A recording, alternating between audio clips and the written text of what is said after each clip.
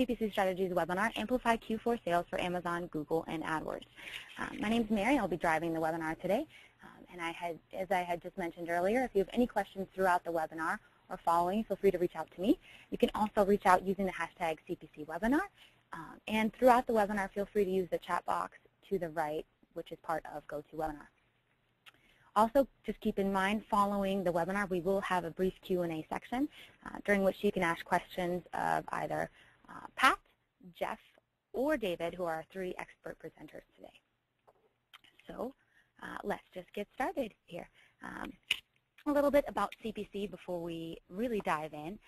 So CPC Strategy is a retail search intent agency. And what does that mean exactly? That means that we match your products to relevant searches online. So if you sell golf clubs, you want to find the person who is looking for your type of golf club and actually looking to purchase that golf club. And so we kind of meet and marry that information with online results. So that's kind of what we're about. We have some amazing resources on our blog and our .com covering Amazon, AdWords, and Google Shopping, all of the three channels we'll be talking about today. So I highly encourage you to stop by there later today just to get some of our guidebooks or previous webinars. And if you have any questions about what we do or how we're experts on any of these channels, again, feel free to reach out and I'd be happy to answer any questions or talk to you about that. So a little bit about today's webinar. Like I said, we're going to talk about Amazon, Google Shopping, and AdWords and how you can be successful on these channels for Q4 and moving out of Q4 and moving into Q4. So pre, during, post, let's make sure that you are converting highly on all of those channels. As I had mentioned before, we will be recording this webinar. So if you have to tune out early or you would like to share it with another coworker, you will get that recording either the end of this week or early next week. And if you don't receive that, feel free to reach out to me again. Again, we'll have the Q&A session following, so if you have any questions specific to each channel, we have the experts available to answer those questions. Feel free to ask those questions during, again, using the chat box or reaching out on social using the hashtag CPC webinar. So our famous and awesome speakers today, Pat Petriello is our Amazon expert. Jeff Coleman, who I'm sure you are familiar with before, has done multiple webinars and is our expert witness on all things Google Shopping. And David Weichel, who is our PPC director and knows everything that you can know about AdWords and PPC. Alrighty, so today we're going to be talking about how you can convert more, get more impressions, get more sales on Amazon, Google Shopping, and AdWords. And our initial section is going to be on Amazon. And so with that, I'm going to pass it off to our Amazon specialist, Pat, and he'll tell you a little bit about who he is and kind of segue into how you can convert higher on on Amazon and how that's going to affect you during Q4.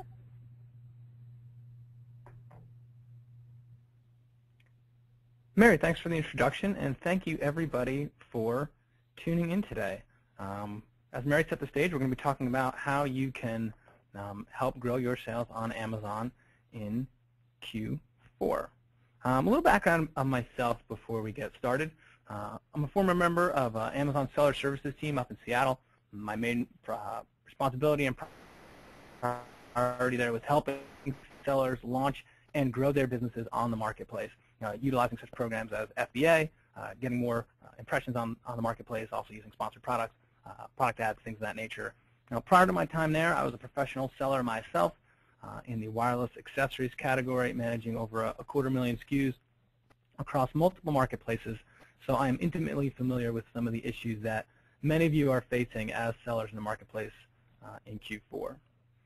With that, let's jump right into it. To set the plate for what I'm going to be talking about here, we're going to think about this in terms of enhancing your discoverability and your buyability on Amazon. Now, I know those words just sound fancy, and so let's start with what do they mean. Discoverability. Discoverability is the ability for your products to be found within the sea, the massive sea of products that are on Amazon.com. Getting noticed, getting your products to be found, specifically on Amazon SERP, is key to success. So think of discoverability almost like Amazon SEO. We'll dive into buyability a little bit later, but we'll start here. So what drives the results on an Amazon SERP. We know how important the SERP is. Most shoppers on Amazon start with a search. They go into the top search bar and they search the product that they're looking for. So what drives what shows up beyond that? There's two factors that drive that. It's relevance and it's performance. Relevance is exactly what you might think. If you search for a pair of men's sandals, it doesn't make sense for a flashlight to show up. So relevance is how relevant is your product to the search that the user made. The second portion is performance. Performance is measured by sessions and by orders. Think about this from Amazon's point of view. Their incentive is to provide the best-selling search results when their buyer makes a search. In that sense, they're seller agnostic. They just want to present the opportunities to the buyer that are most likely to convert. Within search, too, there's an APS, that's called the all product search, and then there's department search. So once you make a general search, on the left nav there are areas to refine so that you can go deeper into departments. Within those departments, there are category-specific data attributes, such as, let's say, for shoes, it might be shoe style, or the material, or the shoe width. Those are category-specific, and obviously those refinements won't exist in the electronics category. So those will come into play when we talk a little bit about your content optimization. So we talked about relevance, relevance being one of the keys that drives SERP rankings, and something that as a seller you have the ability to control. It's one of your levers, one of your inputs. So what is the content that you need to be focused on there? The content to focus on there are your product titles, your descriptions, your product features. Those are the 5 bullet points that you see on a product detail page. Your search keywords, those you set behind the scenes within Seller Central or using a CSV upload or using your solution provider. They're not actually on the detail page, but those are very useful. The brand and manufacturer in some cases, and also the MPN. That's the manufacturer part number. That manufacturer part number really comes into play more for electronics and auto accessories and tools and things of that nature, where buyers will actually search by the MPN. So when we're diving into content, it's useful to start with a quick disclaimer about how the detail page ownership functions. I'm sure many of you are sellers who have ASINs where you're competing against many other sellers. If there's 10 sellers and 10 titles are submitted, there's still only one detail page. So obviously there's only one title that gets submitted. So Amazon algorithmically selects the content that's submitted against a given ASIN from all of the sellers selling against that ASIN. What's important to understand there is that there is no guarantee that the content which you submit will surface on the detail page if you're fighting for those content contributions against other sellers. So I mentioned title. Title being one of the most important, if not the most important piece of content that you can influence. Title's indexed for search by Amazon. It's weighted very heavily, and it's underutilized by many merchants on the marketplace, which also makes it an area of optimization. Titles are interesting. You have a 250 or 500 character limit depending on the upload type. So if you're using the 1x1, you only have a 250 character limit. If you are using those CSV uploads, or if you're using APIs or using a solution provider, you have a 500 character upload. Rule of thumb, if you walk away with this from anything about titles, is your buyer should be confident making a purchase off the title alone. They should be able to understand and have a full confidence on what they're buying just based off the title. Brand, manufacturer part number, description of what the product is, material, color, size, quantity, those all should be and can be included in the title. And when I mention quantity, I'm not referring to inventory quantity, but if you're selling a 2-pack of socks or a 6-pack of soda, for example. Amazon doesn't advertise this as well, but an important keyword should be included in your title as well.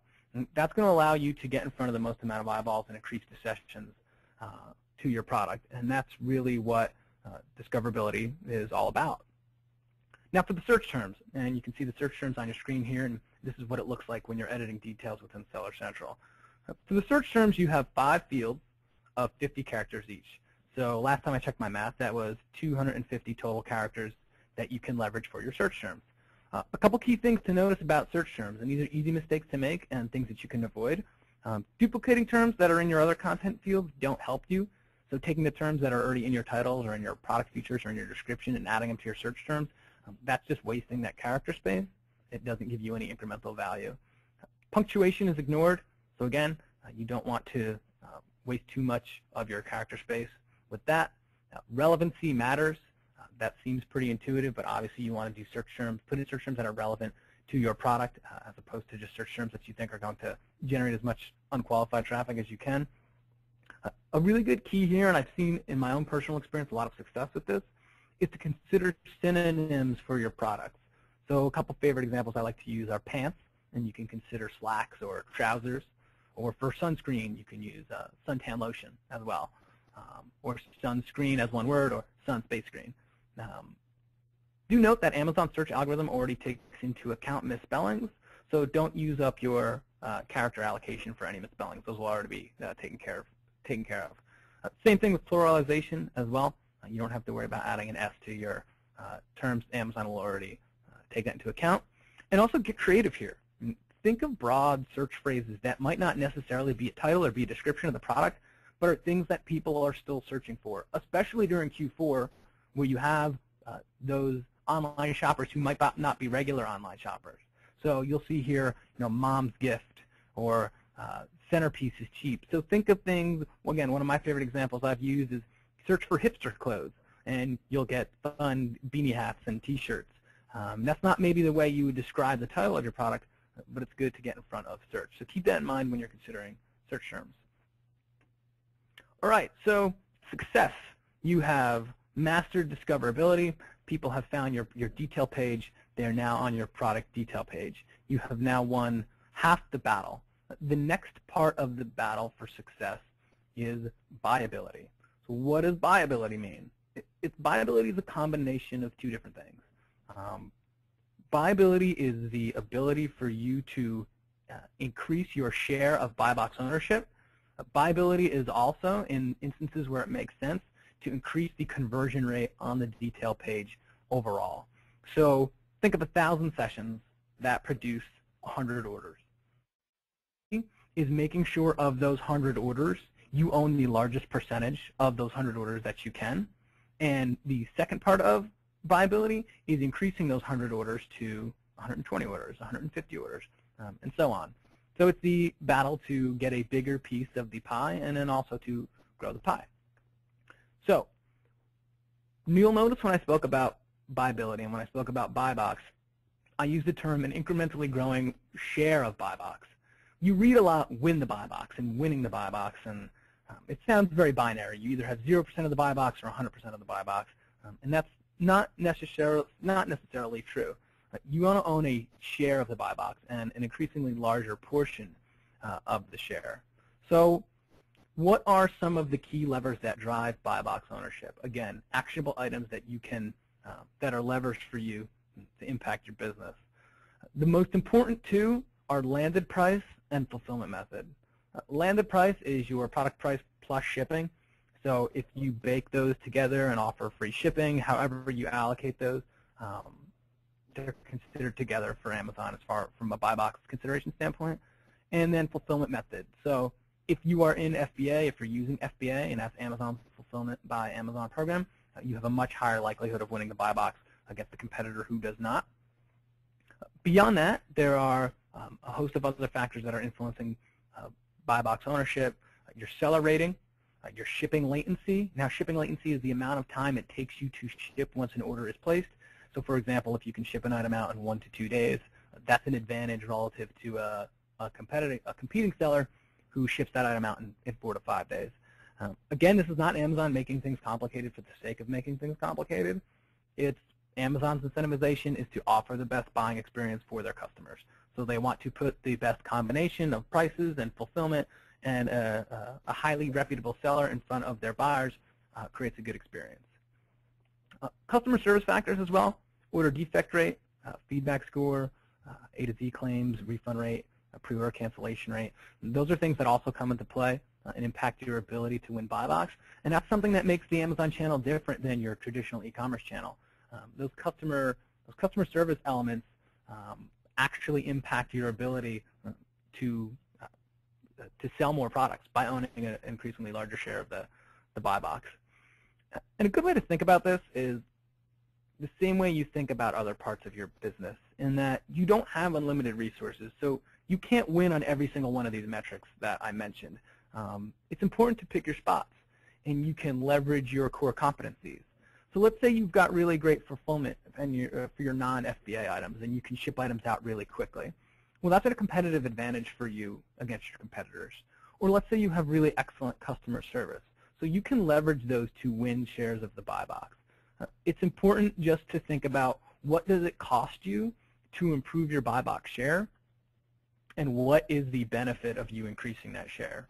So if with just adding an extra hour of doing customer service, or by making more efficient one of your processes, you can help improve your standing in one of these metrics that's going to increase your chance of winning a share of the buy box, then that's a good decision for you to make. If the cost for you to ship something 3 days faster is pretty astronomical, and you think it will only increase your buy box share by a few percentage points, then obviously that doesn't make sense. One other thought here on optimizing buy box is think about this for optimizing your buy box share for profitability. So anytime we see a number and it's not 100%, your natural inclination is to want to get that number to 100%, and in many cases that's true. But where you really find the sweet spot for buy box ownership is the intersection between your buy box ownership percentage and your profitability. So to make an extreme example, you can set your price to all your products for a penny, and you can almost guarantee yourself that you're going to have 100% buy box on everything, but you're going to lose a heck of a lot of money doing it. So it's obviously not the optimal intersection of your buy box percentage and your profitability. That's also relevant on a relative on a by product basis. So there might be products that are very competitive, and 25% of the buy box is your optimal intersection. There's no right or wrong in that. It's just another way of thinking about it. Final thought on buyability is improving the conversion where competition is scarce. So think if you're a brand or manufacturer owner, or you own the content on a product detail page, you own the buy box, you have a firm hold on the buy box. You can increase the conversion rate, right? That earlier example, we can get those 100 orders to be 125 orders through your content enhancement. This is where your bullet points come in. This is where your descriptions come in. Really creative, rich product descriptions. I know it sounds like work, and you can't necessarily see the direct payoff between that work and the outcome.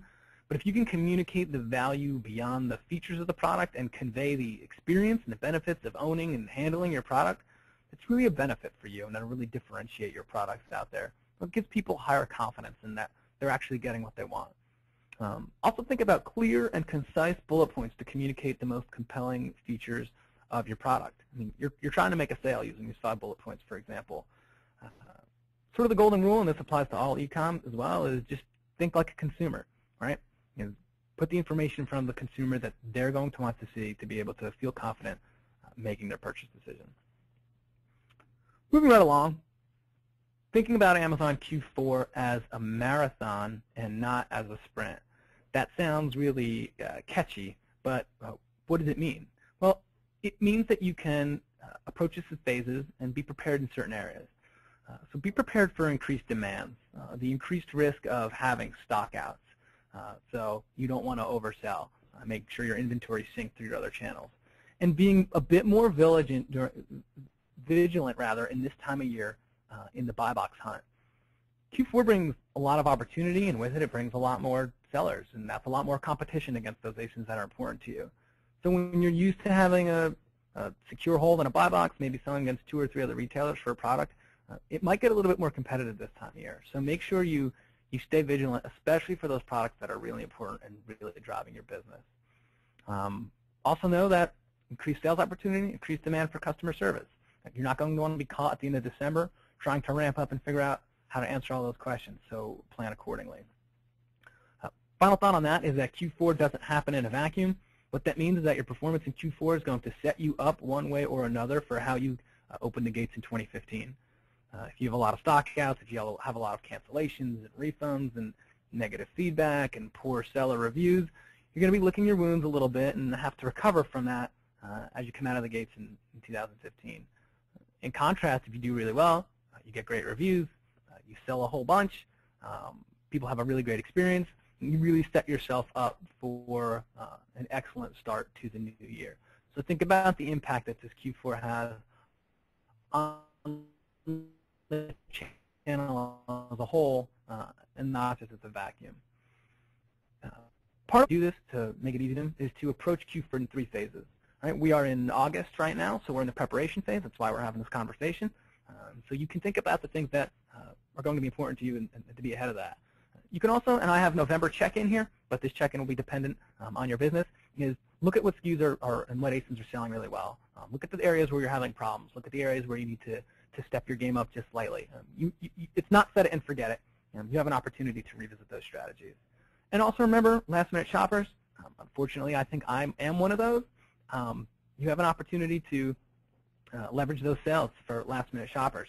So when you're late in December, there's still sales to be fought for and pretty significant revenue to be had. So final piece before we pass along to Jeff and talking about Google is how you can leverage FBA to extend the holiday season. FBA, again, is Amazon's Fulfillment by Amazon program. It's where you can use their fulfillment network to fulfill your products. And think about the difference between what your own fulfillment network might be able to achieve versus what you can do with FBA. Perhaps you can only guarantee delivery to the 25th on orders taken from 12/17 or 12/18. With FBA, you can extend your selling season until 12/22 with the guaranteed 2-day delivery to Prime members and on orders over $35. So really, you can extend your holiday selling season by as many as 5, 6, 7 days that are probably going to be 5 or 6 of the 7 most high revenue-producing days of your Amazon year.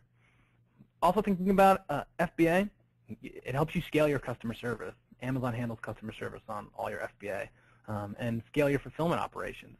If you think about it from a big picture, Amazon has invested billions of dollars in world-class technology and industry-leading standards to really provide an unparalleled fulfillment network, and you have the opportunity to leverage that for your business.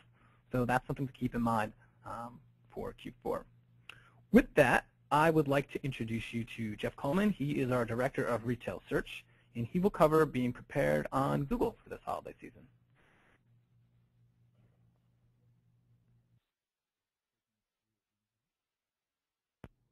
Thank you, Pat. Thank you very much for the introduction and for taking us through Amazon. As Pat said, my name is Jeff Coleman. I'm the Director of Retail Search here at CPC Strategy. Just quick background on myself.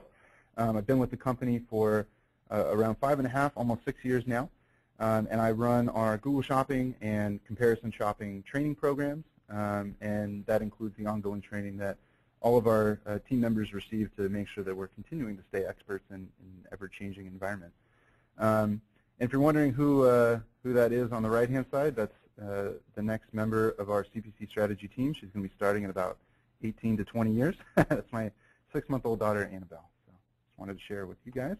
But let's get back to making you guys some money this Q4. So just a quick disclaimer before I get started. I'm not going to jump into any feed enhancements. I didn't include that section in my part of the presentation. Reason being that Pat has already taken us through a lot of great suggestions for feed enhancements and for data enhancements in general. And all of those points that he brought up in reference to Amazon are very useful when it comes to Google Shopping. So if you can take that same mentality for your data enhancements to your Google Shopping feed, you're going to be in a good position from a feed standpoint to manage Google Shopping and to run a profitable campaign. So what am I going to focus on? I'm going to focus on how you can start to restructure your campaign in order to capitalize on a lot of the sales and a lot of the increase in demand that's going to come out of this quarter. And we're going to touch on some steps that you can do to plan for that, and also some ways that you can react to sales trends as they develop and react to customer buying patterns as they change. So first thing that I want to get into is how you might be able to restructure your campaign in order to start to focus on some of the products that are likely to do well in Q4. A lot of the time for our clients, we'll start to go through this restructuring process mid-Q3. What works for the rest of the year might not necessarily be what works for Q4. A lot of the time, there are certain subsets of items that we want to focus a lot more heavily on during the holiday shopping season that we might not necessarily get as aggressive on during the rest of the year, just because the the demand might not warrant that level of aggression. And so one way that we can do that is by using our custom labels to segment out different groups of products. And this is something that does have to be done through the feed. So you can't just log into your Google Shopping campaign and say, hey, I want to segment my products this way or that way. You got to set custom labels through the feed using one of the 5 custom label columns. But you have full control over what labels you put into those columns. Google doesn't restrict you. It's pretty much whatever you want, however you want to group your products together.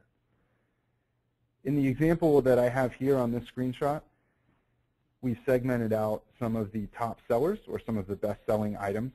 This is a pretty common way that we can use the custom label column, and it's pretty straightforward too. These are essentially just the items that sell the best on your site. And so it makes sense to segment these out, and you can actually bucket these together to see how the entire group of products is performing as a whole, so you can track how are your top-selling products doing each month of the year, and as we get into the quarter, on a weekly basis or even daily basis as well. But these custom labels can be used for a number of different things. For example, let's say you're running a discount across a series of categories or a series of brands, or maybe just a series of styles of products, and you want to see how impactful is that discount going to be, and what impact is that going to have on volume, what impact is that going to have on your ROI, on your Google Shopping campaign.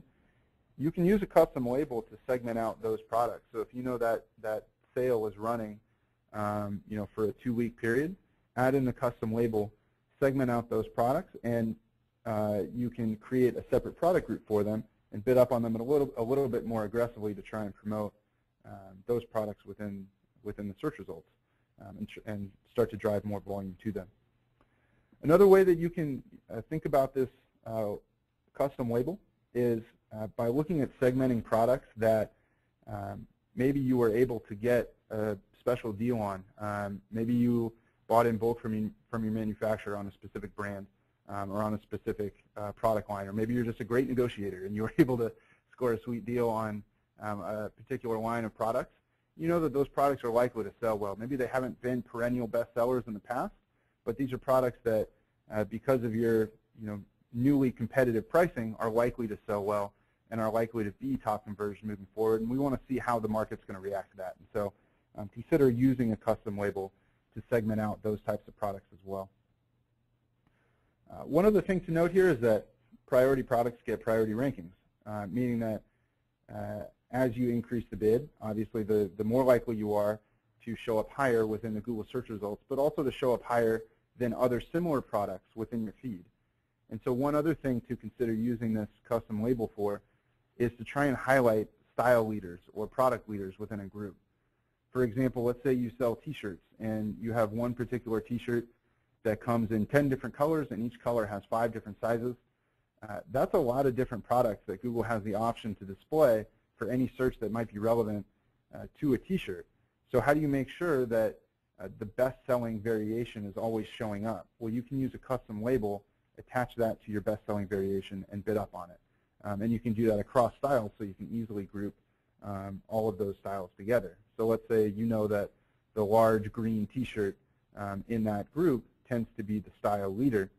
You can slap a custom label on that one, and on all the style leaders across all of your inventory, group them all together, bid up on them.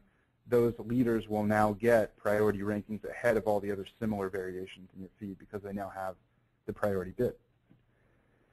The other thing just to keep in mind is that the elevated bid obviously brings with it elevated risk.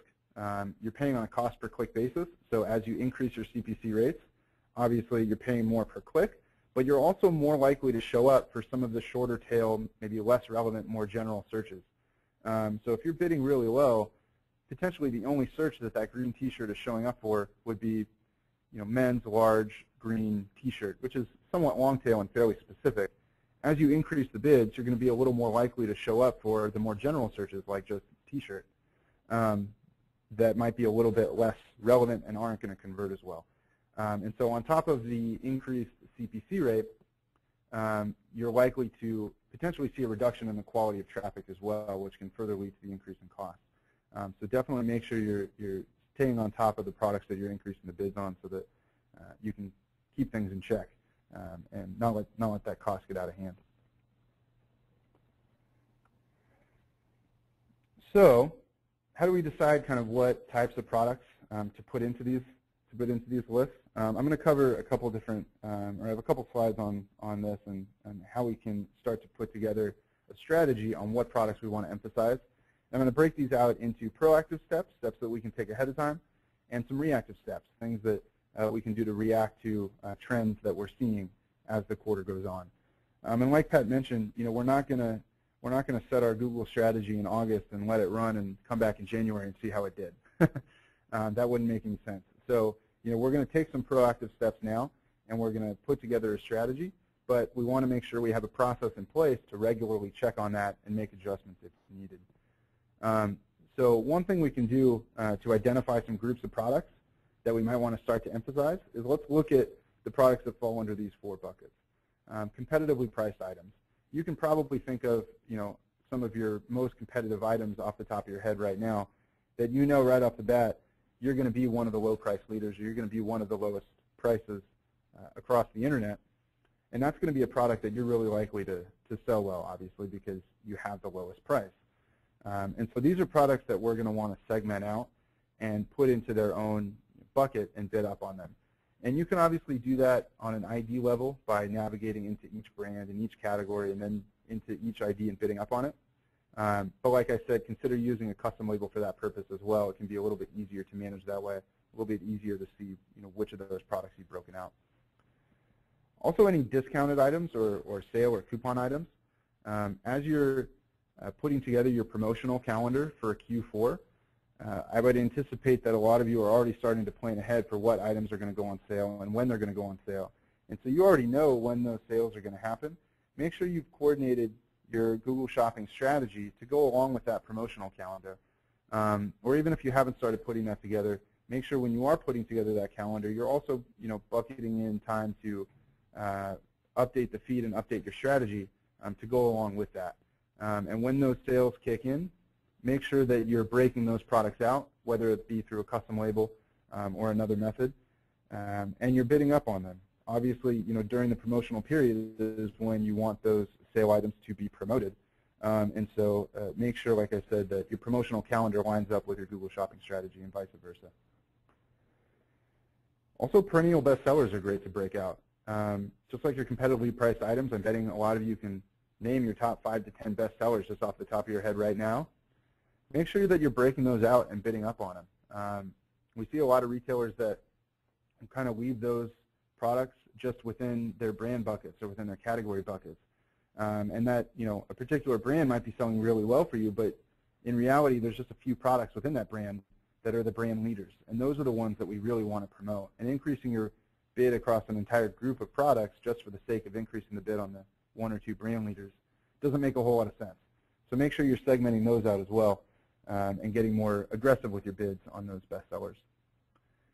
And last thing for our proactive steps is make sure that you're paying attention to top movers on other channels as well. The audience that's going to be shopping on Google Shopping or searching on Google Shopping is going to be very similar to the audience that's searching on other product-related channels, like Amazon, like some of the comparison shopping engines. So products that are moving really well on those channels are likely to be really attractive to the Google Shopping audience as well. And if they're not, maybe it's a sign that they're just not getting as much visibility as they should be getting. And so make sure you're using data from those other channels to influence your Google Shopping strategy and vice versa as well. I just want to pop in there real quick before you switch slides, Jeff. So that guide we have featured there is one of several Google Shopping guides we do have. I mentioned that earlier in the intro, and it's good to keep in mind moving into Q4 and just also with the Google Shopping switch, which I believe is happening in less than 7 days, and so I would also recommend people check those out for additional information on top of the points Jeff is covering today. Yes, definitely.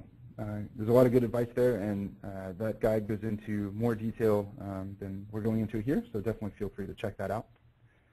On top of some of the proactive steps, there's also things that we want to do to react to the sales trends as they're coming in. Obviously, it's great to identify things that we think are going to sell well, but what's actually going to be selling well. A great way to monitor that is by using the product level reporting that's available in your Google Shopping campaign. You don't have to rely on the existing breakout that you have. Go to your product level report to get ideas on how to adjust that breakout. If you go to the Dimensions tab within your Google Shopping campaign, you're going to have the ability to break that out. And if you change the view from day, which is the default, to a shopping attribute like item ID or brand or category, you can see all of those different performance metrics by that item attribute. And you can actually schedule those reports to send to you. So you can set it up once and then completely forget how to get there because, like I said, you can schedule those reports. And so one thing or one suggestion I would have for you is to go into, like I said, that Dimensions tab, set up this product ID report, schedule it to export to you at the very least once a week so you can start to see what product IDs are moving and which ones aren't. And we can use this for two reasons. One, to identify new top sellers. Like I said, it's great to put together a list of what we think is going to do well. But for every retailer, there's going to be products that, as you go along, turn out to convert really well that maybe you didn't anticipate. Maybe you ended up being the low price leader and you didn't even realize you were going to be in that position. Or maybe some of your competitors started running out of stock and now you're getting all of the sales for that item. And so we want to be able to identify which products are selling really well. Also, make sure you're looking at those 1-2 click items that are getting a sale. Those are products that are low volume but are converting on the clicks that they're getting that maybe just need the chance to get a little more exposure. Also, you can use this to identify some of the top sellers you thought were going to do well and are lagging. Maybe going into it, you thought that you were going to be, the lowest price on a particular item, but when you get this report, you see that in the past week or 2 weeks, you haven't sold a single one. Maybe that's an indication that you're not as competitive as you thought, or maybe some of your competitors have, started to run discounts or sales, and so this can be a way for you to stay on top of, the competitive landscape and see how your competitors are reacting to what it is that you're doing as well. A couple other things that I want to touch on are some of the Google competitive metrics that they're offering. And I'll just quickly go over what these are, but some of the new ones, as you switch over to the new campaign, if you haven't already, that you're going to get access to are the bid simulator, the impression share, and the benchmark max CPC rate. The bid simulator is great to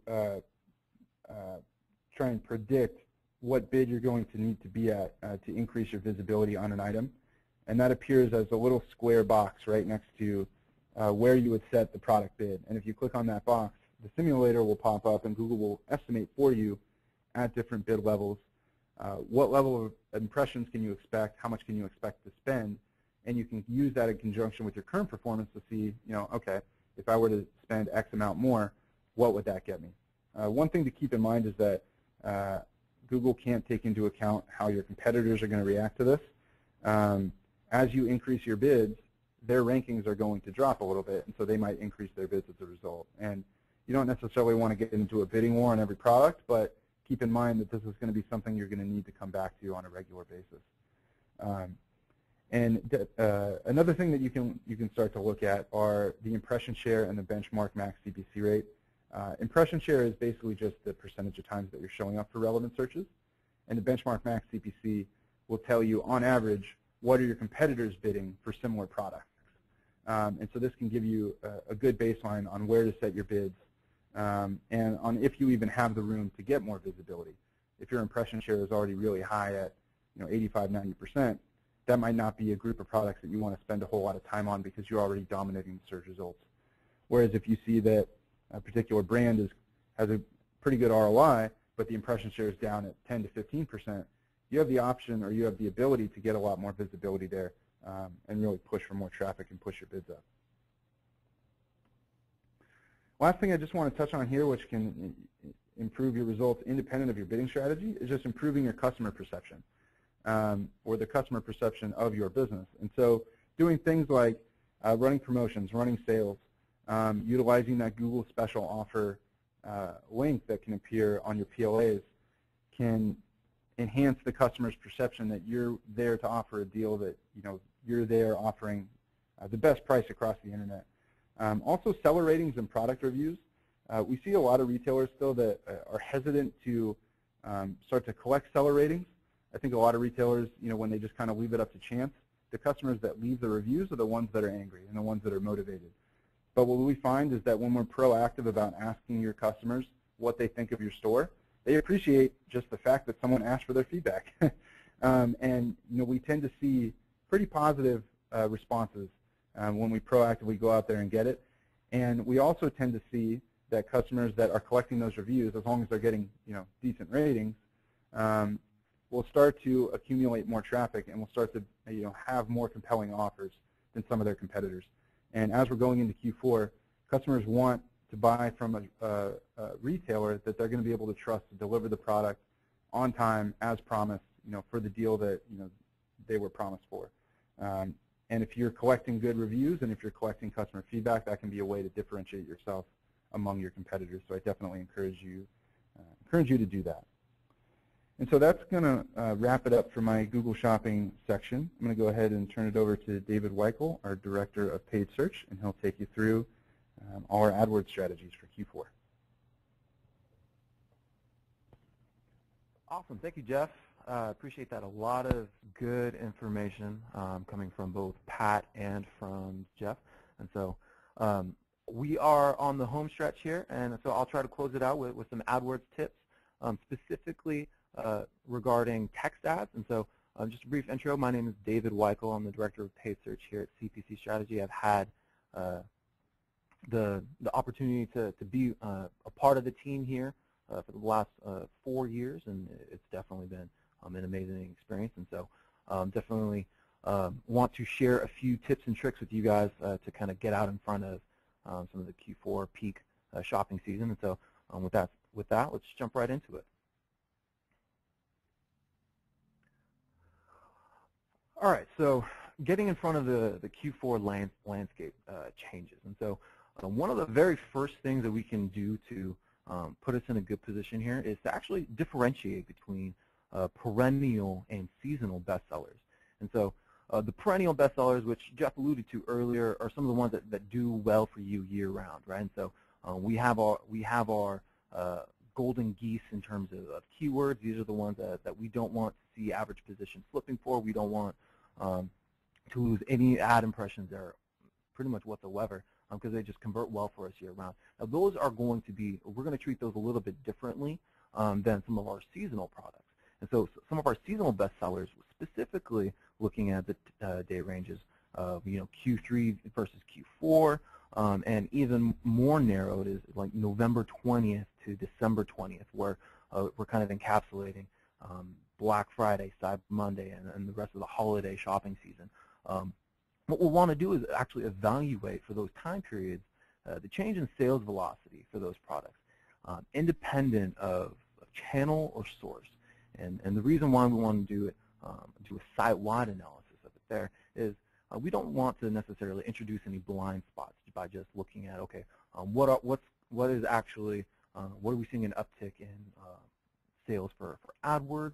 I mean, we might not know what we're actually missing out on. And so if we can evaluate site-wide performance, that might give us insight into, okay, what areas or what gaps in terms of ad visibility are there, and let's address those. And so once we have that list of products with the biggest positive changes in sales velocity, we can go ahead and prioritize those as some of our seasonal bestsellers. And we'll want to ask ourselves, what does our ad coverage look like for those particular products, for that list that we've compiled? Do we have full coverage on text ads? How about product listing ads or Google Shopping? Are we actually using both of them in conjunction with one another to really take advantage of that valuable real estate, right? Doubling down with both a Google Shopping ad and a text ad, that's just going to increase the likelihood that we win that click, that qualified click. And a couple of metrics that we can actually look at to kind of evaluate and assess our ad coverage are some of these impression share metrics, which are a wonderful addition to the AdWords UI. And so specifically, lost impression share with regard to budget, right? Are we limiting ourselves to only ad impressions early in the day? Are we missing out on valuable impressions in the late afternoon? let's go ahead and reevaluate whether or not we should, adjust our ad scheduling a bit, or maybe shift around our budget to make sure we can actually get full visibility there. The next one is lost impression share due to rank, and that is specifically going to tell us a lot about our max CPCs, when we're getting boxed out of the ad auction due to just too low of a bid, or maybe it's an irrelevant ad, an ad that doesn't have a high enough quality score. And so that can push us in the right direction and be very telling as to, okay, what are the next steps that we need to take here? And that segues right into this last bullet point here, which is, do we have strong quality scores for these associated keywords, this list of these associated keywords for this list of high-profile seasonal products? And what can we do to raise our quality score before we actually hit that peak season to put us in a better position to compete for that qualified traffic and a much more competitive AdWords auction? And so, that said, a couple of caveats here. We're going to want to make sure that we create some sort of minimum baseline or a threshold to avoid some items in our velocity or sales velocity report that go from 1 sale to 5 sales over the course of the last 90 days. Obviously, those are going to be lower priority than the ones that go from 20 to 50 or 60, right? And so, obviously, we'll want to create some sort of minimum threshold there. Also, another thing to be aware of is cross-selling and add-ons throughout in the holiday season. And so, obviously, cross-sells and add-ons are very valuable, but sometimes they might not warrant the extra availability in search. So, just a couple of things to pay attention to there. So, moving right along, you've heard me kind of talk about a more competitive AdWords auction, and so in Q4, that's definitely what we see. We see CPCs raise, and that's just due to a flood of advertisers in the space. But one way that we can actually get in front of that is actually leveraging the Auction Insights report for competitive insights. And so this is going to be supplementary to any third-party tools that you might already be using. FEM, Rush, SpyFu, iSpionage, the list goes on. Those are all great tools, and I urge you to continue to use them. But we can actually also leverage this tool that AdWords gives us in the UI to evaluate, how things are actually changing in that competitive landscape. And so we can evaluate the change in impression share, and one of my favorites is actually top of page rate. And now this metric, top of page rate, is actually a bit more telling than just plain old average position, right? And so if you look at the screen here, you'll see that I have an average, or it says you, but we'll assume that's me. I have an average position of 1.1, right? And so typically, if we're looking at a very top level, that looks good, right? I mean, we're going to be at the top of the page, average position 1, but the top of page rate actually tells us a little bit more about what's actually going on there. Only 77 or 78% of the time are we actually showing up above the organic results. The other 22% of the time, we're showing up on the right-hand side. Obviously, when you're on the right-hand rail, you're going to have that's going to impact our click-through rates significantly. We're going to win a lot fewer of those clicks. So we'll want to make sure that, okay, or take a look at the top of the page rate. Figure out, okay, are we losing ground here? What can we do to kind of fix that, to change that? And that might have implications on our actual max CPCs, our bidding strategy, things like that. Now, two metrics that actually, in conjunction, can tell a lot about kind of the competitive landscape is the position above rate and the overlap rate. And now the overlap rate, that's going to tell us, okay, how often are we actually sharing ad space with some of our competitors, right? And so you can see here, Amazon.com, you can see we're going toe-to-toe with them 88% of the time. There's an overlap rate of almost 90% with Amazon. But you can see, coupled with the position above rate, we see that, Amazon is only positioned above our ad less than 2% of the time. And so maybe we don't have to necessarily increase our bids to win out on ad position compared to Amazon, but maybe we should consider what some of our call to actions are, or what our value propositions are, because Amazon has a very compelling and strong value proposition, we'll want to make sure that we're able to compete with them because we are sharing so much ad space with that competitor. So those are some metrics within the Auction Insights report that can actually be very, very telling and very valuable. And so be sure to take a look at this. Be sure to take a look at how this changes from Q3 to Q4 so we can kind of get out in front of those. All right. And so holiday promotions, this is a no-brainer. We want to make sure that we're highlighting the promotions throughout our site. You guys are working hard internally to work with vendors to create discounted pricing, to create the marketing material that you guys are using and the messaging that you guys are using internally. We want to make sure that we're taking full advantage of that, whether it's for Black Friday, Cyber Monday, or just the general holiday shopping season. We want to push that out and make sure that we are really doubling down with our visibility there. One way for us to do that is to actually leverage the enhanced site links that AdWords gives us now. Now, this is a site link that not only has a headline, but it also has a description line 1 and 2 that we can actually call out on the page. And for anyone who's familiar with site links, it helps us own a lot more real estate in those top of page positions, and it pushes our competitors further down, helps us win a lot more of those qualified clicks. And it also gives us great additional visibility to highlight those promotions, right? If you are offering free same-day shipping, that's awesome.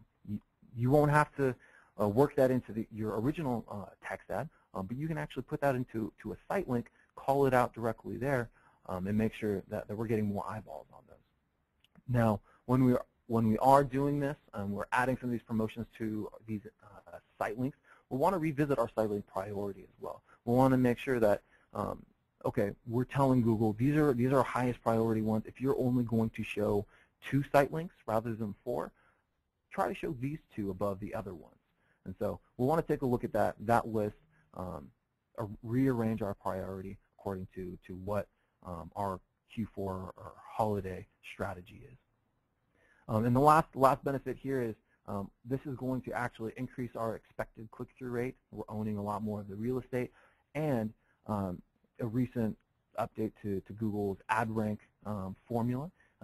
It now encapsulates ad formats such as site links, and so just by adding these site links, we're actually increasing our ad rank. That's going to put us in a much better position to compete for the quality traffic in a much more competitive AdWords auction. And so just wins all around here. And the very last thing on this slide is just to try to leverage ad params for sale pricing.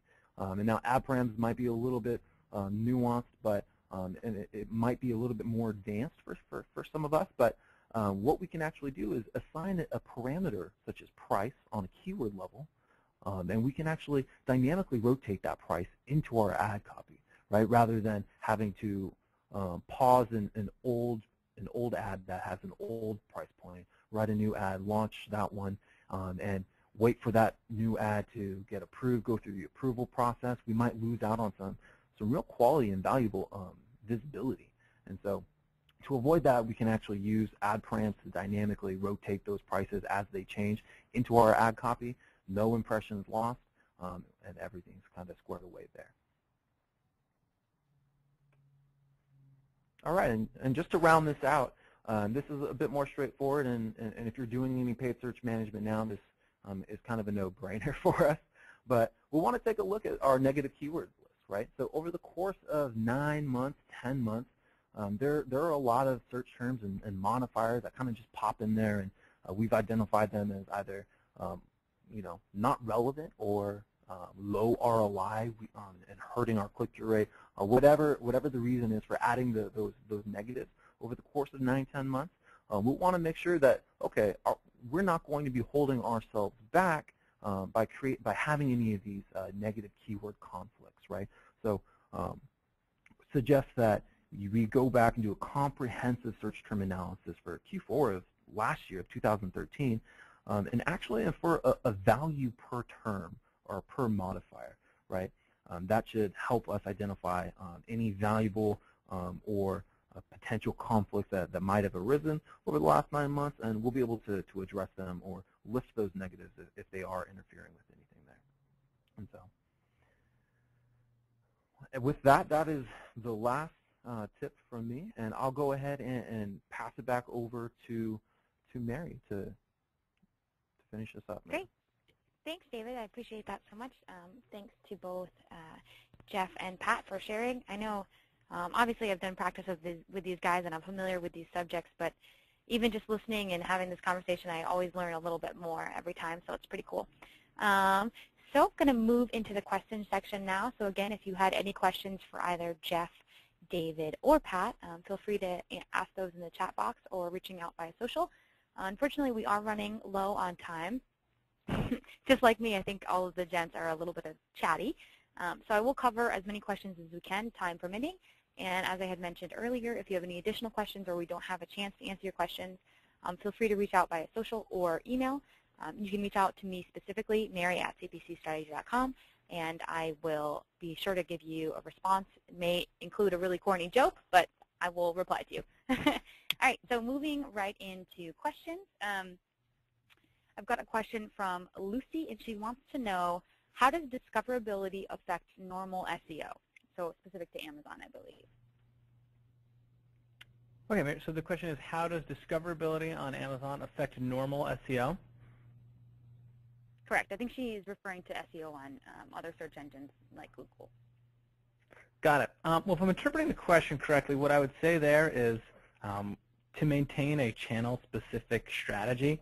So while you absolutely can leverage some of the information, some of the keywords that you might be leveraging for other fields, for your non-Amazon fields, also keep in mind the differences too, the different type of shoppers, that there are different searches on Amazon, that you're not bidding for keywords on Amazon either, so you can pick whatever you want. So while you can use those as core drivers to get in front of as many people, you also don't want to just copy and paste and assume that you're set.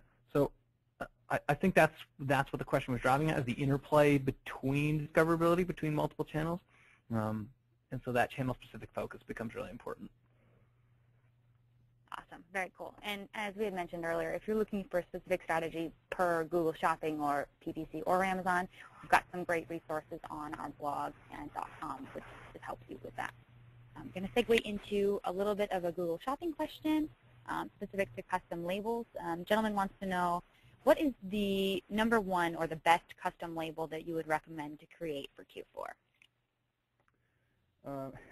What's the best one? It kind of depends on your store, I guess. But I think the key takeaway is to look for products that either have sold well for you in the past as perennial bestsellers, or products that you think are going to sell well that might be seasonal products like David mentioned, or products that you're going to be getting aggressive pricing on, or that you're going to be negotiating some good deals on to get at a reduced cost.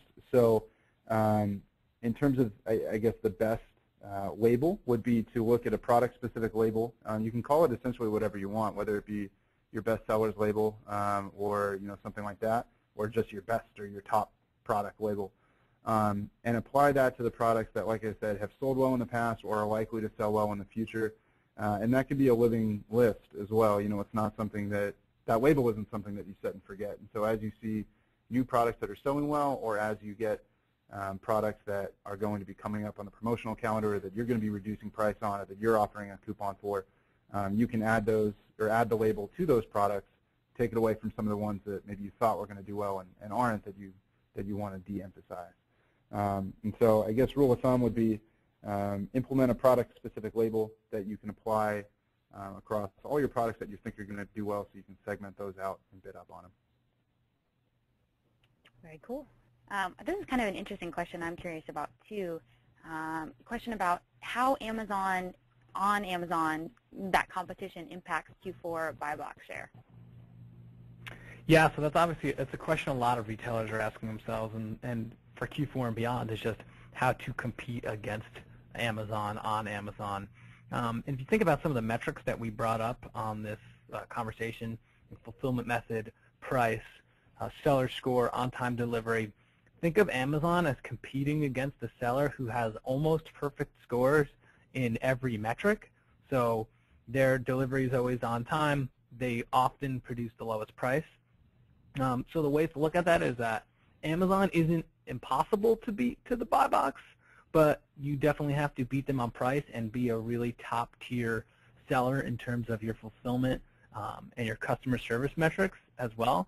So it's not impossible. They aren't just hard-coding themselves to be the buy box winner, but you're definitely going to need to be an FBA. Essentially, you have to do that to be able to compete with Amazon, and also just be top tier in all those customer service metrics that drive that buy box ownership share.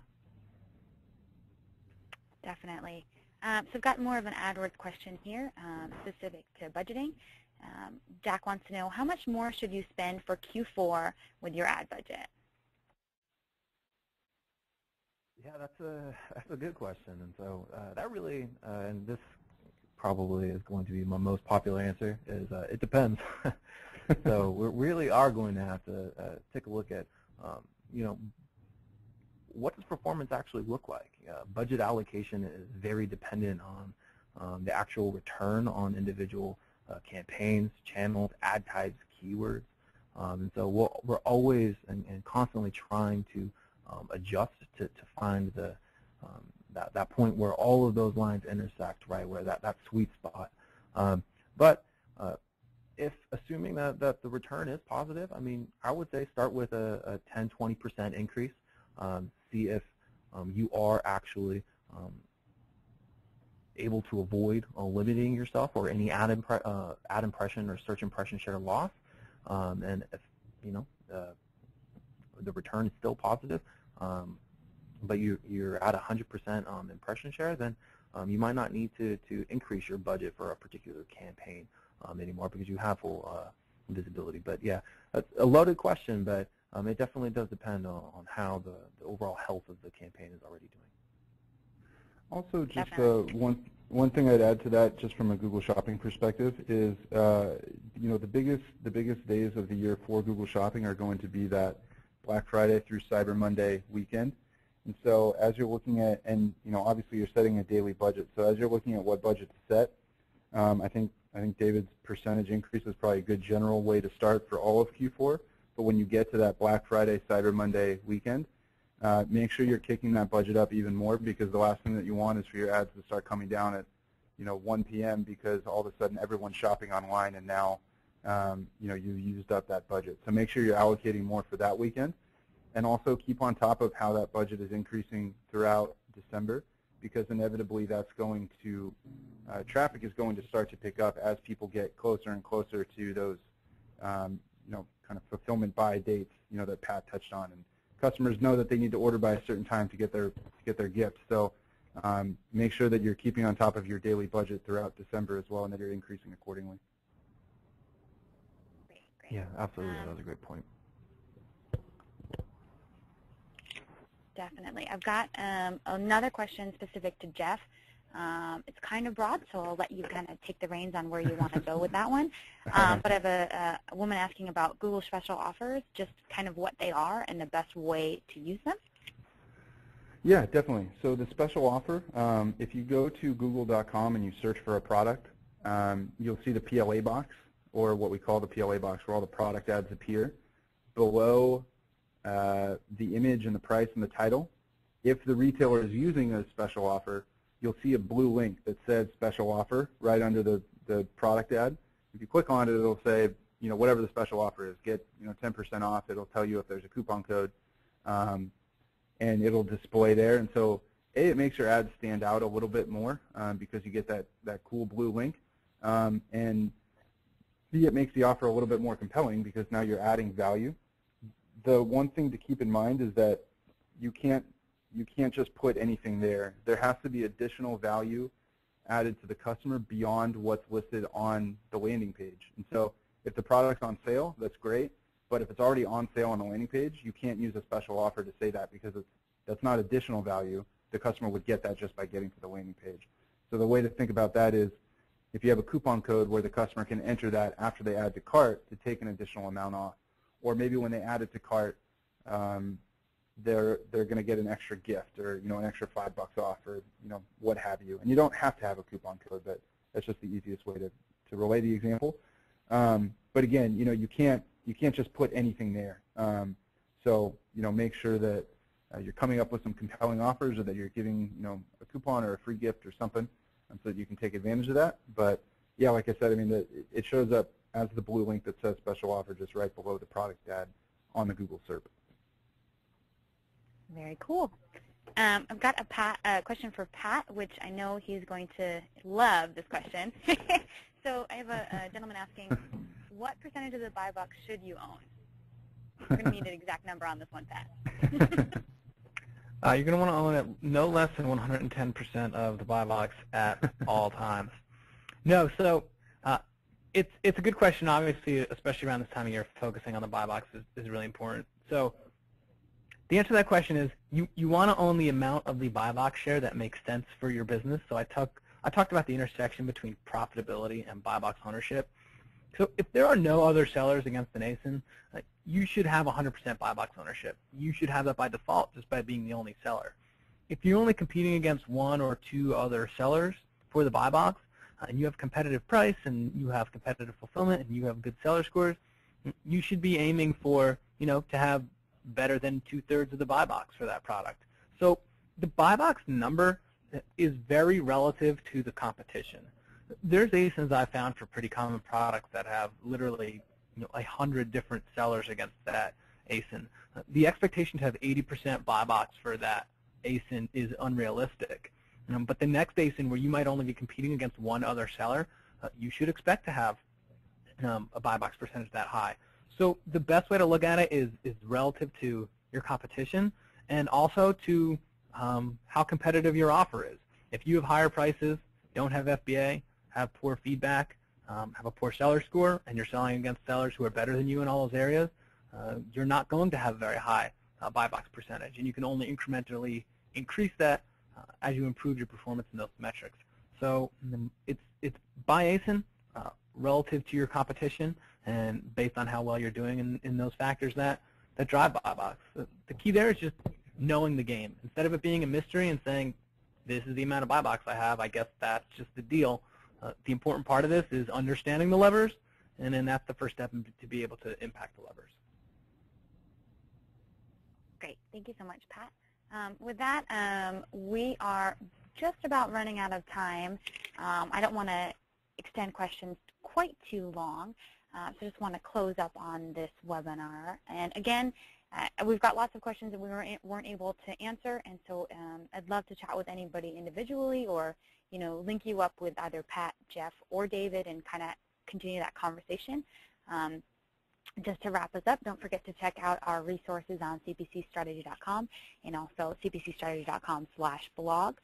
Feel free to reach out with any questions on Twitter or Facebook or any social outlet. We appreciate your time, everybody, for tuning in, and I want to say thank you to our presenters. We appreciate your insight and taking the time to share with us today. Awesome. Thank you, guys. Yeah, thank you, everyone. Thanks, Mary.